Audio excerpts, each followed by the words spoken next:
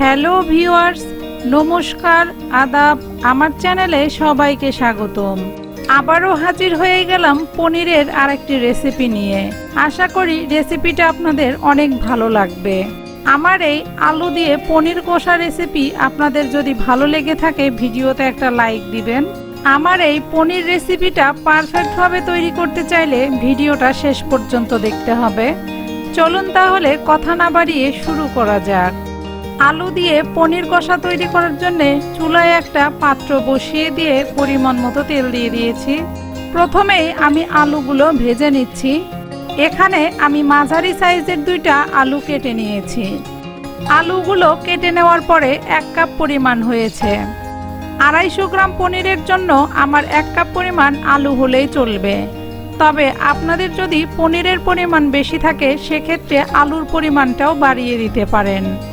আলুগুলো হালকা golden colour চলে আসলেই উঠিয়ে নিব। আমার আলুগুলো প্রায় ভাজা হয়ে গিয়েছে, এবার উঠিয়ে নিচ্ছি। একই তেলে এবার পনিরগুলো ভেজে নিব। আমি এখানে 250 গ্রাম পনির নিয়েছি। পনিরগুলো মিডিয়াম সাইজ করে কেটে নিয়েছি। এবার পনিরগুলো হালকা করে ভেজে নিব। খুব বেশি ভাজা যাবে না, তাহলে পনিরগুলো শক্ত হয়ে যাবে। পনিরগুলো ভাজার সময় অনবরত নাড়তে চাড়তে থাকতে হবে, তা না হলে কিন্তু এক পাশটা বেশি ভাজা হয়ে যাবে আর অপর পাশটা ভাজাই হবে না। পনিরগুলো ভাজা প্রায় হয়ে গিয়েছে। এবার পনিরগুলো উঠিয়ে নিব।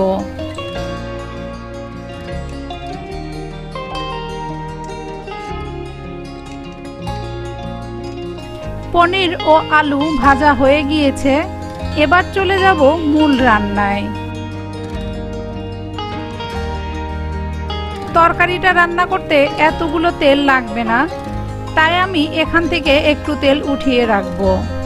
তরকারিটা রান্না করার জন্য আমি 1/4 কাপ পরিমাণ তেল রেখেছি। সাথে দিয়ে দিচ্ছি 1/2 চা চামচ গোটা জিরা, 3টা তেজপাতা ও 3 টুকরা দারুচিনি। সাথে আরও দিয়ে দিচ্ছি 1/4 কাপ পেঁয়াজ বাটা, 1/4 কাপ টমেটো বাটা, 1 টেবিল চামচ আদা বাটা, 1 টেবিল চামচ জিরা বাটা, 1 টেবিল চামচ ধনিয়া বাটা, পরিমাণ মতো হলুদের গুঁড়া, স্বাদ মতো লবণ ও 1 চা চামচ মরিচের গুঁড়া। মরিচের গুঁড়া দেওয়ার ক্ষেত্রে আমি বলে থাকি, আপনারা যদি ঝাল খেতে একটু পছন্দ করেন সেক্ষেত্রে মরিচের গুঁড়া একটু বাড়িয়েও দিতে পারেন। এখন সবগুলো মশলা একসাথে ভালোভাবে কষিয়ে নিব। আমি আমার সবগুলো রেসিপিতে মশলাগুলো একটু সময় নিয়েই কষানোর চেষ্টা করি, কারণ আপনার খাবারের টেস্টটা নির্ভর করে কিছুটা মশলা কষানোর ওপরে।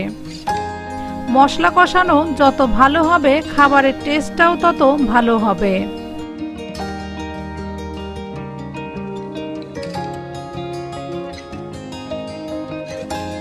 মশলা কষানো প্রায় হয়েই গেছে।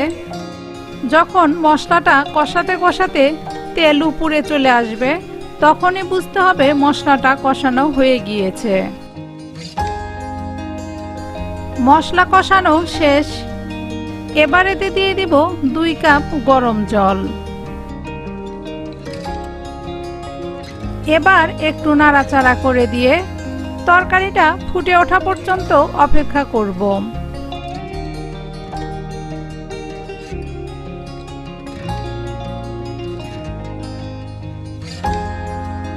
তরকারিটা অনেক সুন্দরভাবে ফুটে উঠেছে।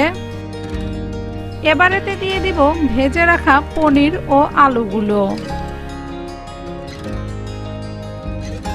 আবারও একটু নেড়ে চেড়ে দিয়ে একটা ঢাকনা দিয়ে ঢেকে দিব। ঢাকনা দিয়ে ঢেকে দিয়ে 4 থেকে 5 মিনিট রান্না করে নিব।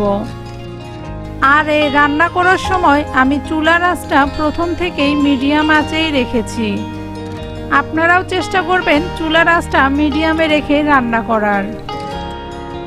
4 থেকে 5 মিনিট রান্না করার পর ঢাকনা খুলে দেখানো যাক আলু দিয়ে পনির কষা তরকারিটা কেমন হয়েছে। আশা করি দেখে বুঝতেই পারছেন তরকারিটা কতটা লোভনীয় হয়েছে। এই তো তৈরি হয়ে গেল আমার আলু দিয়ে পনির কষা রেসিপি। রেসিপিটা আপনাদের কেমন লাগলো অবশ্যই কমেন্টস করে জানাবেন। আর এখনো যদি আমার চ্যানেলটি সাবস্ক্রাইব না করে থাকেন সাবস্ক্রাইব করবেন। আরও নতুন নতুন রেসিপি পেতে চ্যানেলের পাশে থাকা বেল আইকনটি প্রেস করে রাখবেন। আজকে এখানেই শেষ করছি। ধন্যবাদ সবাইকে।